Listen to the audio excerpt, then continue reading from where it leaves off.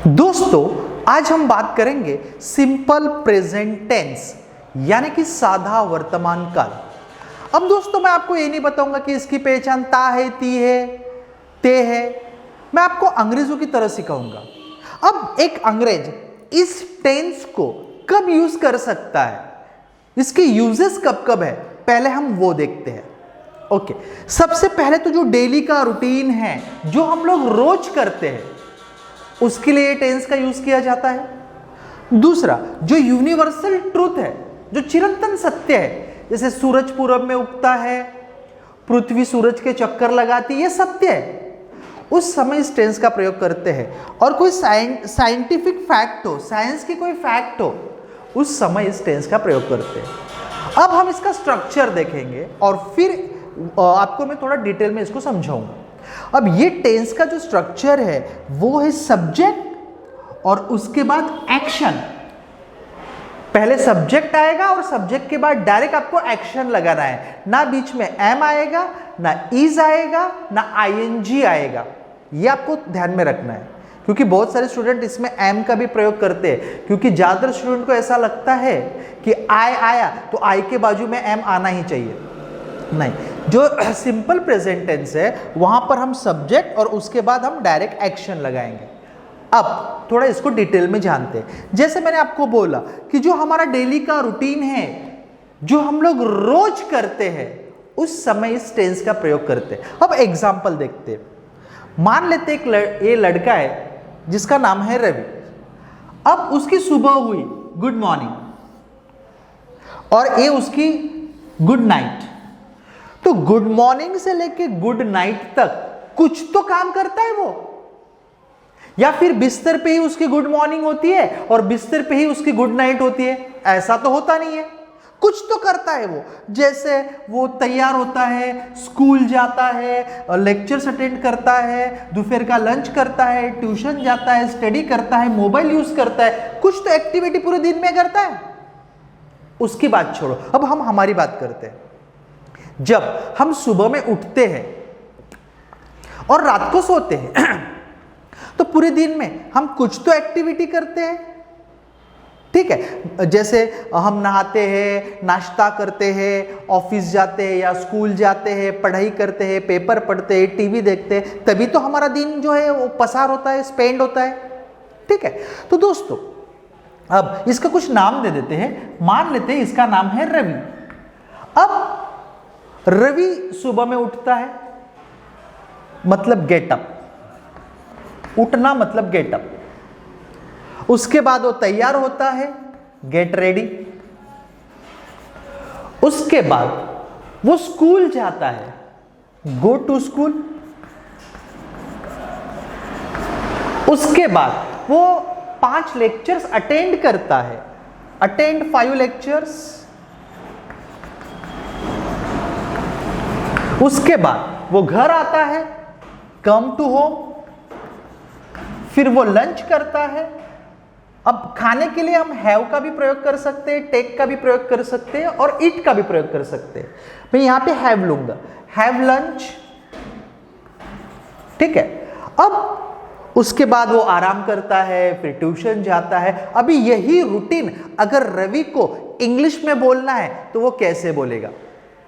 अब रवि खुद के लिए तो आई यूज करेगा। जब रवि अपना खुद का रूटीन बता रहा है कि भाई मैं ये करता हूं, मैं उठता हूं, मैं जाता हूं, मैं खाता हूं, मैं सोता हूं, तो खुद के लिए आई का प्रयोग करेगा, ठीक है। और हमने यहां पे स्ट्रक्चर देखा है कि आई सब्जेक्ट हमने लिया आई, और आई के बाद डायरेक्ट आपको एक्शन लगाना है, ठीक है। अभी देखो, रवि अपना रूटीन बता रहा है, कैसे बताएगा? सबसे पहले उठता है तो बोलेगा आई गेट अप। आई गेट अप, जैसे मान लेते हो 6 बजे उठता है, तो आई get up by 6 o'clock।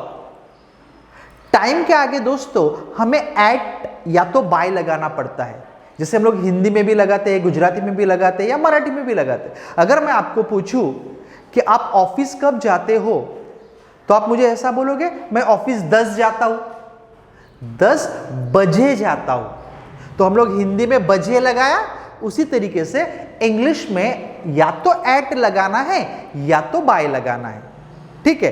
Time के आगे कुछ ना कुछ हमें लगाना ही पड़ेगा, तभी वो प्रॉपर सेंटेंस बनता है। देखते हैं। ओके, अब यहां पर मैं रवि का रूटीन लिखता हूं तो आपको थोड़ा समझ में आएगा। जस्ट तो रवि बोलेगा आई गेट अप,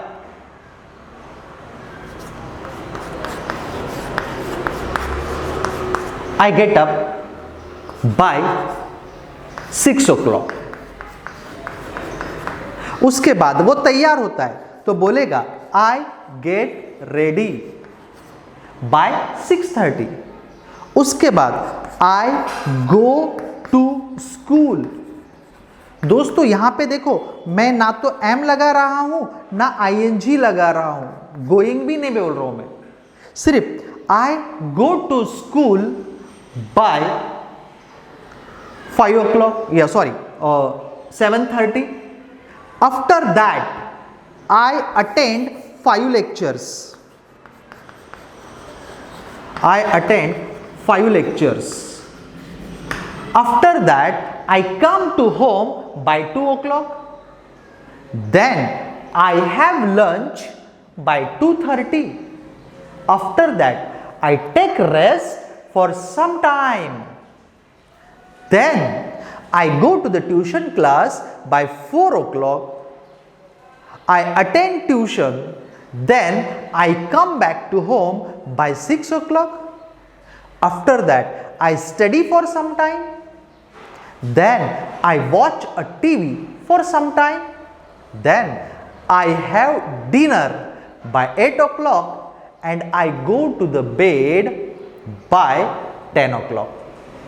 दोस्तों यहां पर जैसे मैंने आपको रवि का रूटीन यहां पर बताया, आई लगाया और आई के बाद सीधा एक्शन लगाया, उसी तरीके से आपको भी आपका रूटीन कमेंट बॉक्स में कमेंट करना है।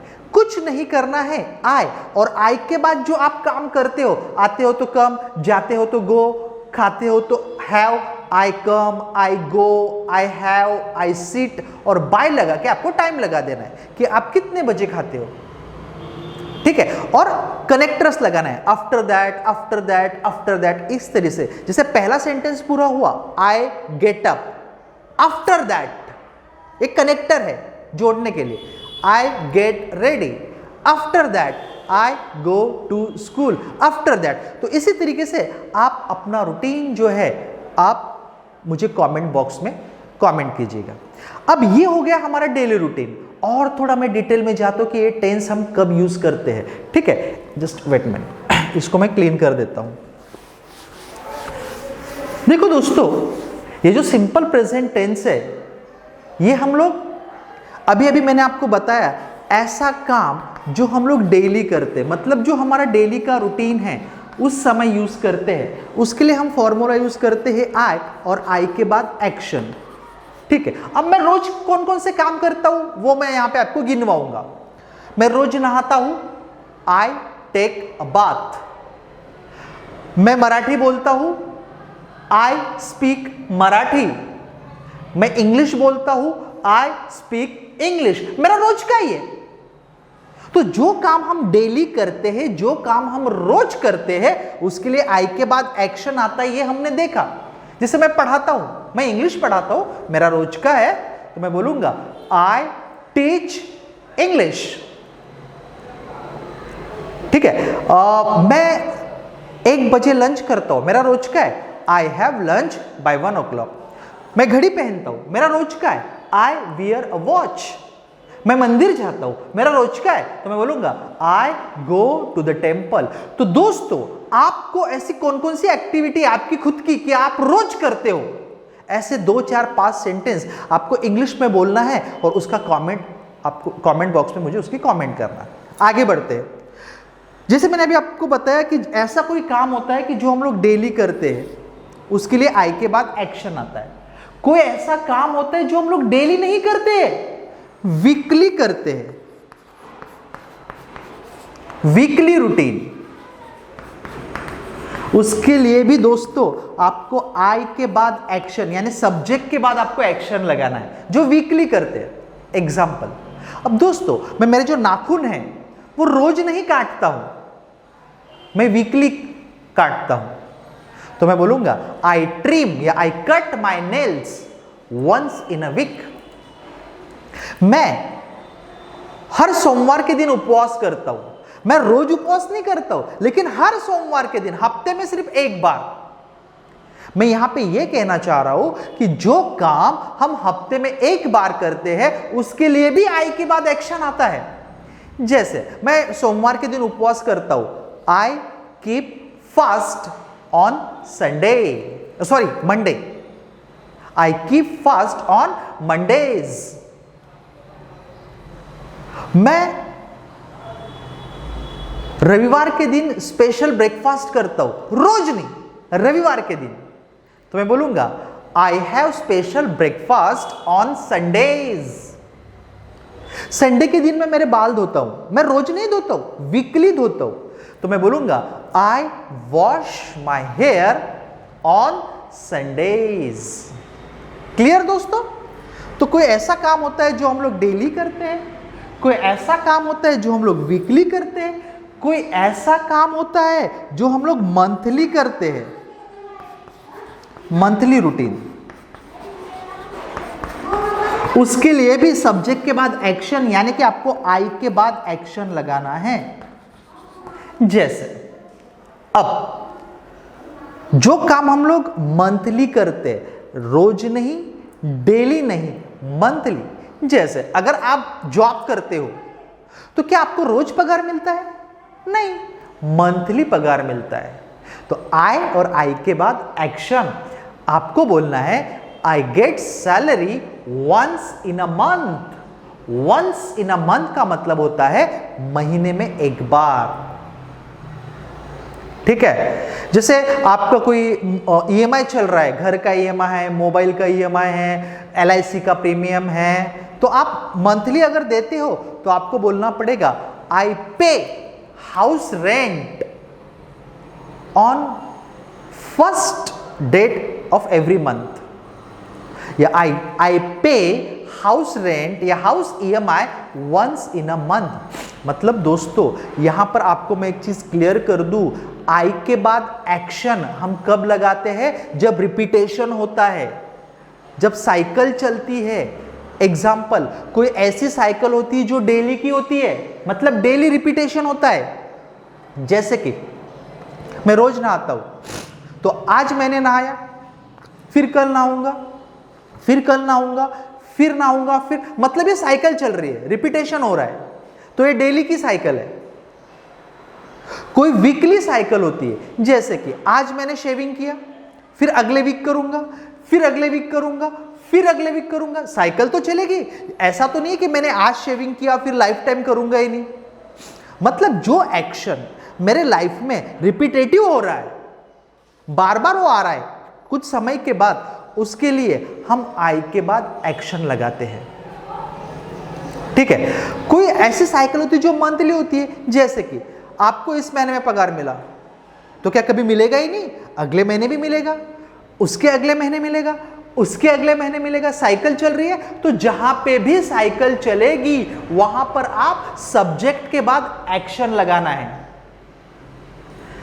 अब हम यहां पे सब्जेक्ट ले रहे हैं आई, तो आई के बाद आपको एक्शन लगाना है। कोई ऐसी साइकिल होती है जो ईयरली होती है, कोई ऐसा काम होता है जो हम लोग ईयरली करते हैं, उसके लिए भी आई के बाद एक्शन आएगा दोस्तों। जैसे बर्थडे रोज मनाते हो, वीकली मनाते हो, मंथली मनाते हो? नहीं, ईयरली। अब इस महीने, इस साल मनाया, फिर अगले साल मनाएंगे, फिर अगले साल मनाए, मतलब ये तो चलती रहेगा। तो ऐसा काम जो हम लोग ईयरली करते हैं वहां पर भी हम सब्जेक्ट और सब्जेक्ट के बाद एक्शन लगाते हैं। अब दोस्तों कोई काम ऐसा होता है जिसका कोई टाइम नहीं होता है, जब मर्जी आए, जब मन में आए तब हम उस काम को करते, एनी टाइम। उसके लिए भी आपको आई के बाद एक्शन लगाना है। जैसे मैं चाइनीज खाता हूं, अब चाइनीज खाने का कोई ऐसा फिक्स टाइम नहीं कि भाई 2 तारीख को मंगाते हैं, 5 तारीख को मंगाते हैं, चलो 5 तारीख आ गई आज चाइनीज, ऐसा तो कुछ नहीं है। जब मन किया तब खा लिया। अब मूवी देखने जाते हैं, अब मूवी देखने का तो कोई फिक्स टाइम नहीं होता है, जब मन में आया तब चले गए मूवी देखने। तो ऐसी जो एक्टिविटी जो हमारे लाइफ में है, जो हम लोग कभी कभी करते हैं, कभी कभी, उसके लिए भी आपको सिंपल प्रेजेंट टेंस का प्रयोग करना है। सब्जेक्ट और सब्जेक्ट के बाद एक्शन का आपको प्रयोग करना है।